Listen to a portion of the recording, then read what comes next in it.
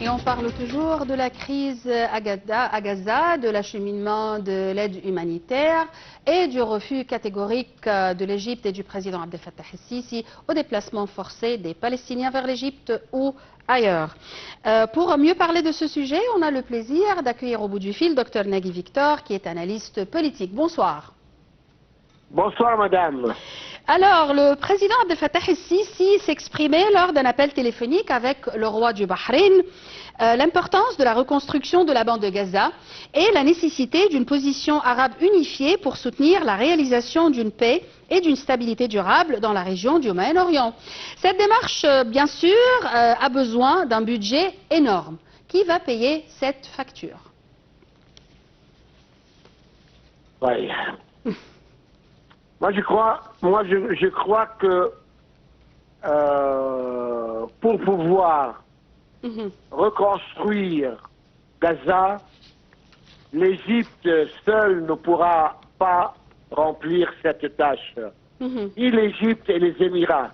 Il faudrait un consortium international qui puisse participer sous l'égide de l'ONU pour pouvoir collecter les fonds nécessaires.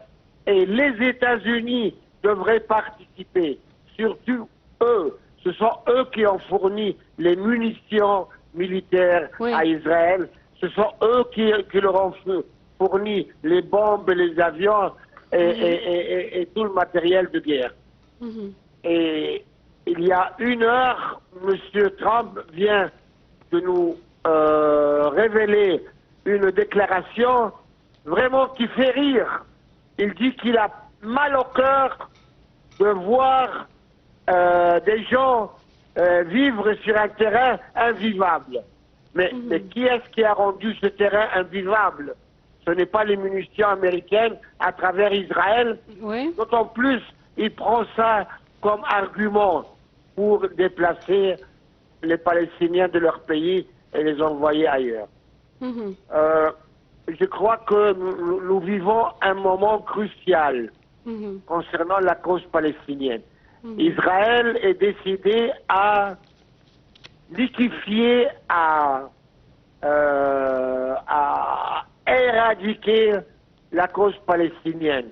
Et comment? En déplaçant ce peuple ailleurs et en s'accaparant de tout le terrain. D'ailleurs, je ne suis pas pessimiste, mais il faut l'être. Les déclarations de M. Trump hier, il dit Israël est un petit pays sur une petite superficie dans le Moyen-Orient. Et il fait le geste avec sa main, il dit voilà, mon bureau c'est le Moyen-Orient et la tête de mon crayon c'est Israël. Qu'est-ce qu'il veut dire par là? Qu'est-ce qu'il prépare? Qu'est-ce qu'il fomente avec M. Netanyahou? Prendre le Cisjordanie? Oui, c'est possible. Il se prépare pour arriver à voler ce terrain sous prétexte que Israël se trouve sur une petite surface. Et les jours qui viennent nous montreront plus les intentions. Absolument. Je dirais même des choses graves. Alors, est-ce que vous pensez qu'une solution à deux États semble un rêve aujourd'hui? Écoutez, madame, vous savez très bien que Israël, ils ont même voté une loi au Knesset qui défend la construction ou la présence d'un deuxième État palestinien. Vu la position des États-Unis, qui sont la force la plus importante sur cette planète, et qui possèdent la main très forte sur cette planète, quand M. Trump parle, il n'a jamais cité dans ses conversations le mot palestinien. Jamais. Il ne veut pas reconnaître qu'il y a un peuple qui s'appelle palestinien qui se trouve sur ce terrain. Il a peut-être dit deux fois le mot gazaoui. Voilà, madame. Peut-être deux fois. Oui. C'est mauvais, c'est mauvais. Ça sent mauvais. Ça sent la pourriture qui est en train de se préparer avec son complice. Maintenant, on va voir. Seulement, la seule chose la plus importante dans toute cette histoire, c'est la déclaration de notre président. Notre président était clair, net et précis en déclarant qu'il ne participerait pas à cette injustice vis-à-vis de ce peuple. Et le terrain égyptien est sacré pour nous. Il n'est pas à vendre, ni à louer, ni à laisser faire par quelqu'un qui vient s'installer comme chez lui. Donc, et en plus, c'est pas seulement le président, mais c'est tout le pays, c'est tout l'Égypte, toutes les constitutions officielles qui ont participé. Il faut vraiment être fier de cette convergence de tout le peuple égyptien avec les déclarations du président Abdel Fattah el-Sisi concernant le déplacement forcé des Palestiniens. Tout à fait raison, madame. Tout à fait raison. En plus, il n'est pas seul ici. Le roi de la Jordanie, il a pris la même position. Et je dirais même que le monde arabe est solidaire avec el-Sisi dans sa position. Très important. Le ministre des Affaires étrangères, Badr Abdelati, a affirmé que l'Égypte refuse catégoriquement toute atteinte aux droits du peuple palestinien. Il a fait ces déclarations lors d'une conférence de presse à Ankara avec son homologue turc Hakan Fidan. Et M. Abdelati a réclamé la nécessité de mettre fin à toute action unilatérale dans les territoires occupés. Comment vous voyez le rapprochement entre le Caire et Ankara ces jours-ci face à cette crise dans la région? Eh bien, écoutez, jadis, il y avait un indifférent entre l'Égypte et la Turquie, avec beaucoup de moyens diplomatiques, avec beaucoup de relations, avec beaucoup de pourparlers.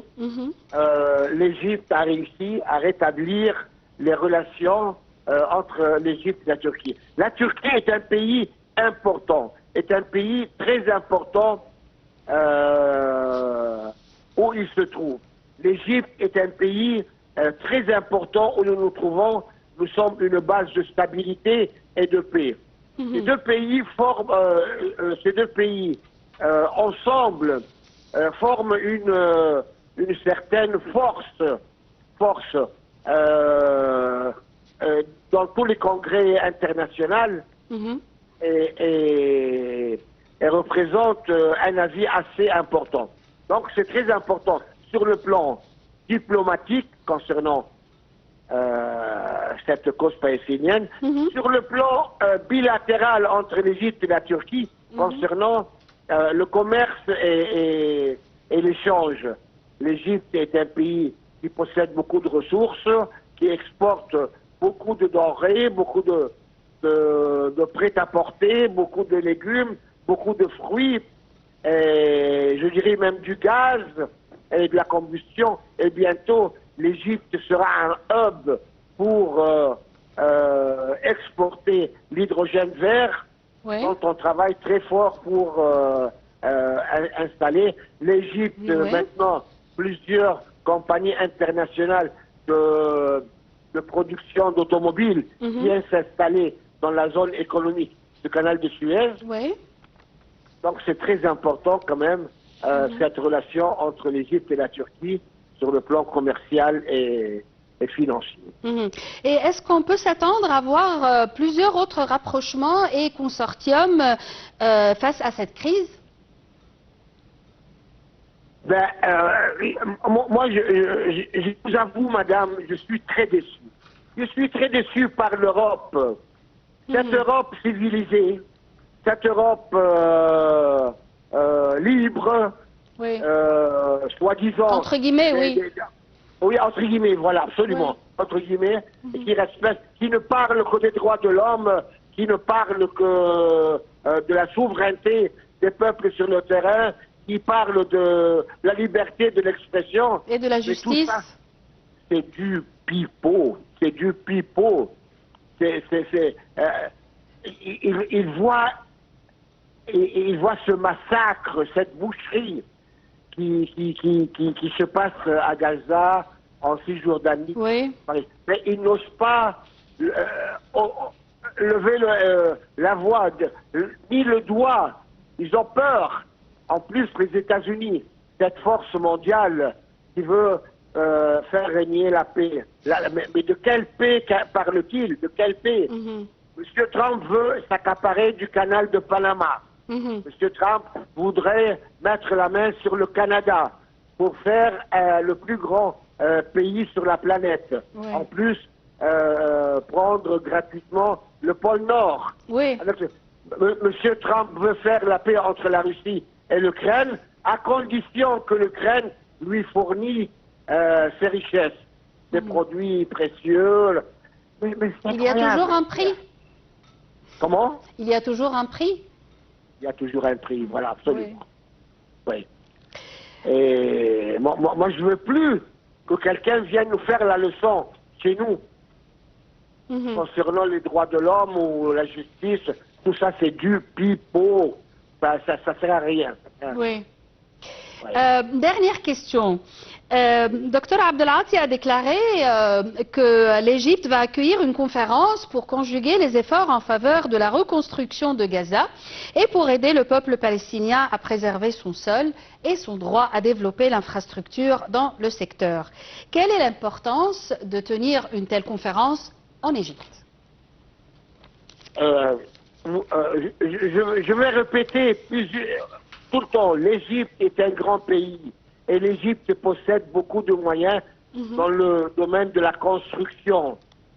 Et je vous dirais que actuellement, dans Gaza, il y a des grands bulldozers, il y a des grosses machines pour commencer à déblayer tous ces dégâts. Et ça existe déjà. Et je pense qu'il n'y a pas mieux que l'Égypte, c'est sûr, en consortium avec d'autres partenaires, qui puissent reconstruire ce qui a été démoli. Le problème, c'est de trouver des fonds.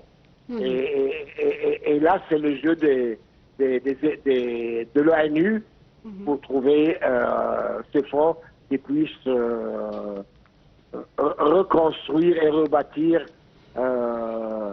ce terrain misérable. Soyons optimistes. On va essayer de rester optimistes sur ce sujet. Docteur Nagui Victor, politique, merci beaucoup pour vos éclaircissements. Merci mesdames et messieurs pour votre attention. Merci à toute l'équipe de ce soir et à la prochaine.